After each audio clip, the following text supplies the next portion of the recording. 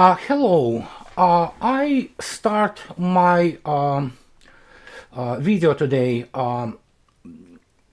following the request by a number of people actually who asked me to comment a little bit on Russian economy, and not just Russian economy, just about global economy. And I present here the table which I compiled about a couple of months ago. And this all data from International Monetary Fund, World Bank, so I cannot be accused of being some shill, Russian shill, who wants to present things in some, light which makes Russia look good. But point is, this is for people who do not believe that iPhone is a pinnacle of the economy and that writing a code is the thing which basically makes airplanes or aircraft and cars and electricity to grow on trees. This is the foundation of physical economy. And I removed here agriculture because for most developed countries in the world or countries with a very large economy, agriculture goes without saying. Most of those countries which are listed here, they are fairly self-sufficient, and some of them even export food. But if you take a look at, if you, as you can see yourself, we cannot live in modern society without energy. People need energy to be operational.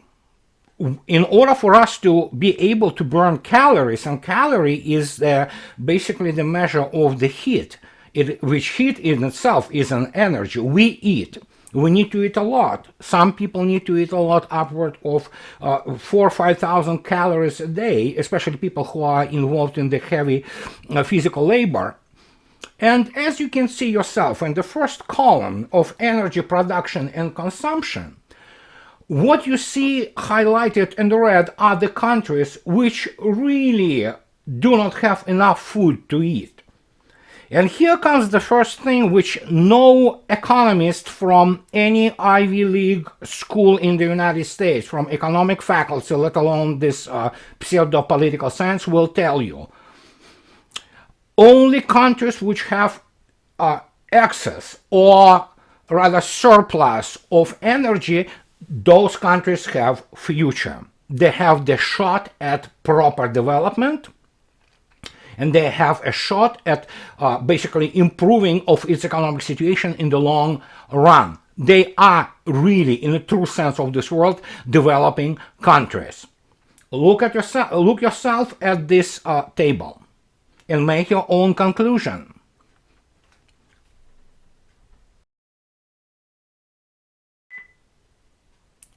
Now that you saw this table, and if need be, you can always roll back, go back in the video and take a close look at it. Physical economy, which is presented there, those are main indices which define modern economy, is the foundation. Energy is the foundation. And as I already stated just before, I will reiterate this very important point. You either have energy as an industry or you don't. And if you don't, forget it. You're not gonna have good prospects in developing your country. As you can see yourself from this table, and again, if you need to you can go back and take a look at it. Only really 3 countries in the world possess the surplus of energy. These are Canada, and of course, as you can see yourself, it's Russia and the United States. China, with its gigantic, enormous economy, and this economy dwarfs, physical economy dwarfs that of the United States, operates obviously on a huge energy deficit. But here's the funny thing. Obviously, China has Russia as its neighbor, and now China and Russia are effectively in the military-political bloc. De facto, de jure, it might be formalized any time. And of course, Russia can provide a lot in terms of energy to China, thus alleviating the deficit issues there, and that's what is happening. A power of Siberia is getting there. Power of Siberia 2 is being discussed now on the highest political level a few days ago between Comrade Xi and President Putin.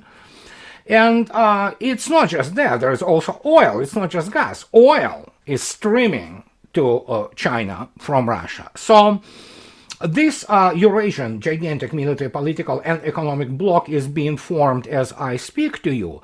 But again, I want to reiterate, energy is the beginning of everything. Obviously, we need to eat like humans. Countries need to eat. If I live semi-hungry every day, believe me, it's not good. It's gonna damage the internal organs, and it's basically axiom. There's nothing even to discuss here. It's obvious. And we do not like anorexia, obviously, because it's a deadly disease and people die from it. Out of all those developed countries in this table, as you can see yourself, most of them are on the verge of anorexia, energy anorexia. As the result, especially within the framework of what have been discussed recently, and especially with Germany suddenly finding their spine barking at Russia, you could see that, for example, United States and Russia, they produce pretty much the same amount of steel. And believe me, steel, the same as aluminum, the same as other metals, are the foundational elements of economic life in any society. You see that China obviously outproduces Russia and the United States by 12 times. It's basically order of magnitude more in terms of steel. But again, I want to constantly repeat that Chinese economy, real economy, is colossal. And that is why people in the United States, for all great accomplishments of the United States, and the fact that the United States is energy sufficient, at least, it can also, export energy, and that's what it does. As Europeans just learned recently, that the United States doesn't really care much about Europe. It cares about the long buck, which is understandable, and obviously it sells its liquid natural gas and makes a killing in Asia. But Europe, with the exception of France, which now who now basically shut down 10% of its generation capability due to lack of maintenance or whatever it happened with the France's nuclear power stations, they are not really energy sufficient.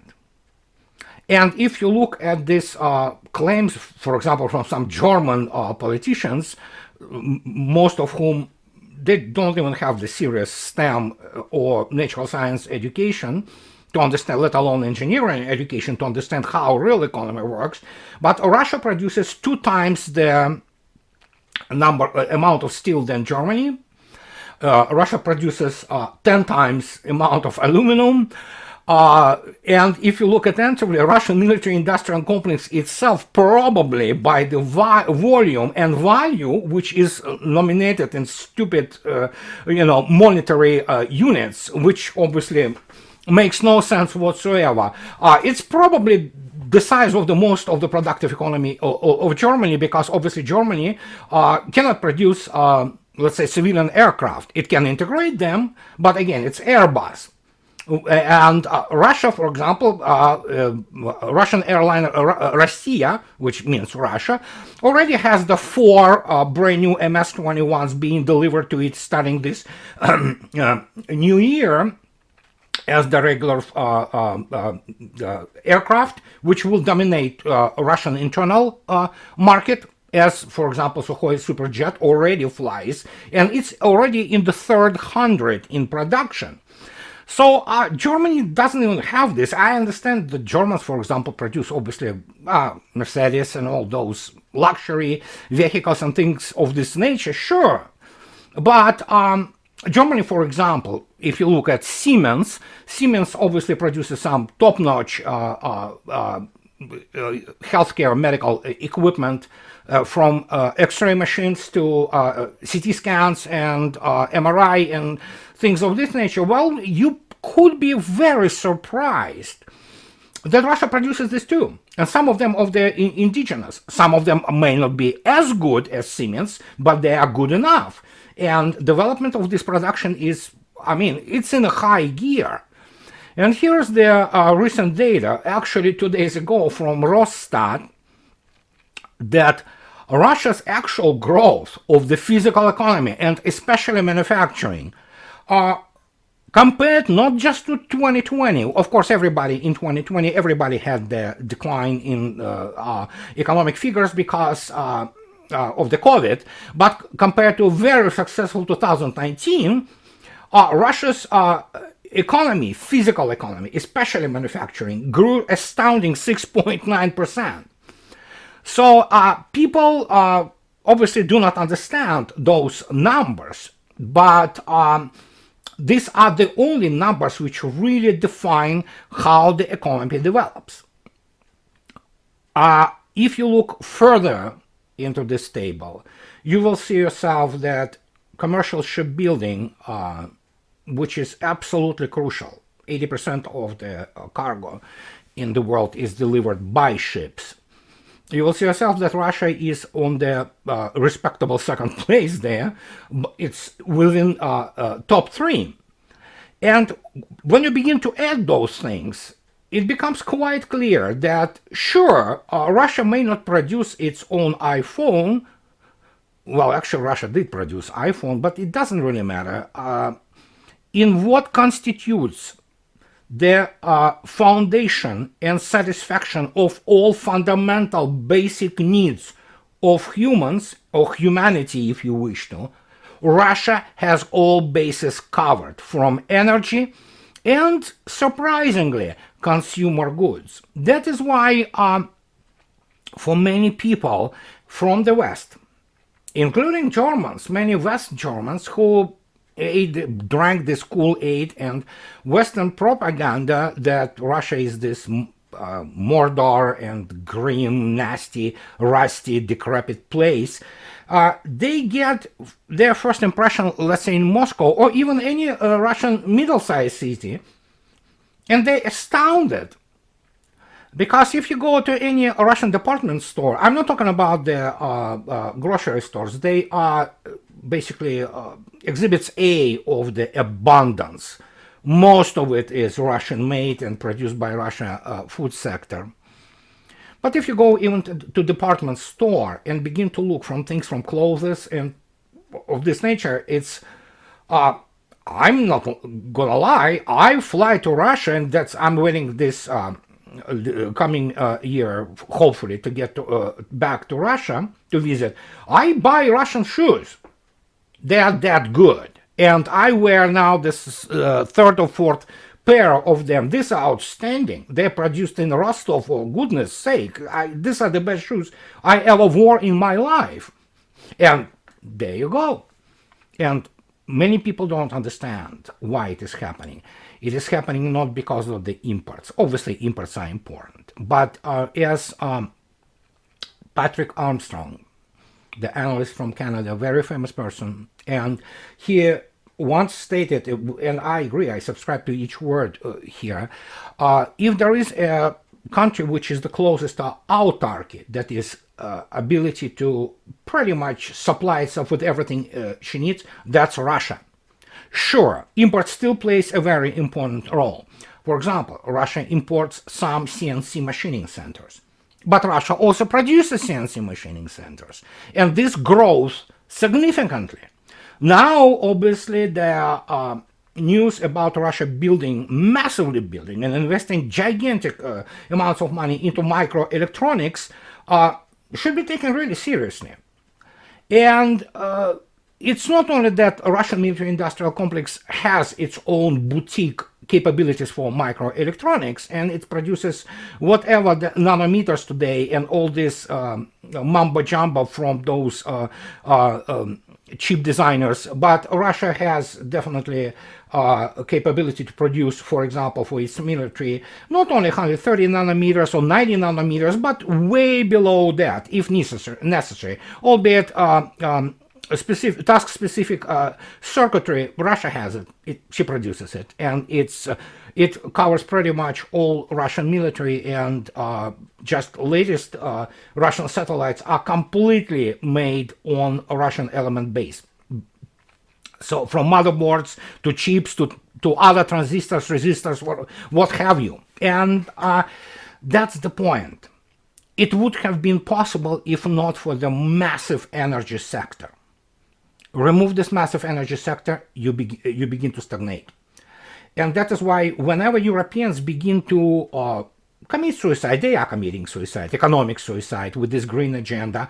I always have to admit that looking at the United States, even considering a completely suicidal cultural and economic policies by Democrats, not that the Republicans are much better, but I mean, they're just, pretty much the other side of the same coin. But United States has energy. And that gives the United States a chance to somehow persevere, and if it's not will not continue with its definitely suicidal cultural policies, then it might have a future. What kind of future, we don't know. Definitely not on the levels what it used to be in 90s and early 2000s, when the United States thought that it had the largest economy in the world. United States is not the largest economy in the world, and by far China is. And especially when you look at United States consumer goods, most of them produced not in the United States. And that's the huge, huge issue. But this is just introduction to the economic state of the world today.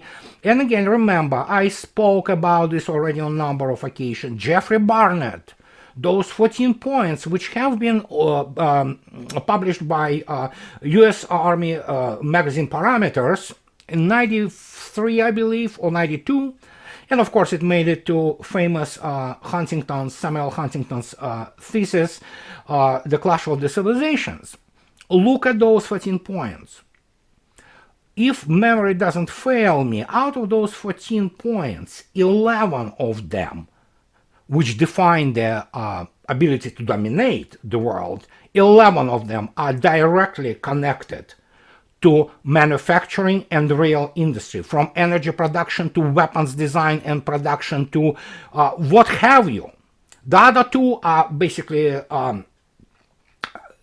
finances and banking sector, and the other one is something with the moral leadership, which is funny. Obviously, the West has lost this moral leadership a long time ago. But those 11 real physical economy indices, they are crucial. And my table is just not it's basically the primer. Just look at it, just study it, for you to understand why Russia can draw red lines, doesn't really care if it will be switched off SWIFT. What's the big deal? So yeah, they promised some mega sanctions again. Sure, Russians survived way much worse than that, but again, you cannot explain this to people in State Department. They are people with no engineering or natural sciences degrees. They do not understand how real economy works, because what is taught is not in the United States. As Michael Hudson says, it's not real economy, it's something else. There are euphemisms for some things of making money out of the thin air, and we know where it comes down to. Inflation, and the big one. And for now, the United States still retains ability to export inflation, its main export actually, but the window narrows tremendously, and as you can see yourself, Russia sits pretty well in this situation, and I don't think so Russians care that much about sanctions at all, but this is the matter for separate discussion. So this is my primer for today for you guys, to have an idea what physical economy is and what really matters. And remember also, aerospace industry, that's a big one. And guess what? That's aerospace industry. It ties in itself gigantic complex of the physical economy, from production of and processing of the steel, composite materials, chemistry, high-tech engineering, so, and on and on and on. And to understand it even more, look at my blog and see what Russia introduced to its Navy yesterday. 2 brand new state-of-the-art, one strategic missile submarine, another Yasin-class cruise missile submarine, nuclear-powered submarines. You should begin to suspect that to produce such kind of weapon, what it takes the most advanced, high-tech, complex and extremely large economy to produce. And Russia was manufacturing those subs like hotcakes as of lately. So make your own conclusion for today, and I will continue those discussions and conversations about the economy, real economy. I'm not interested in modern monetary theory. It's all baloney and crap, basically. And as always, now that's for sure, Merry Christmas to you all, guys. Just stay healthy, happy, wish the best to your loved ones. And in the end, as always, the plug. Those who can support me on Patreon, please support me, and please subscribe, and if you want to like my videos. But again, this is primer, so we'll see how it will go from there. And but that's the first video in this series. So thank you very much. Bye-bye.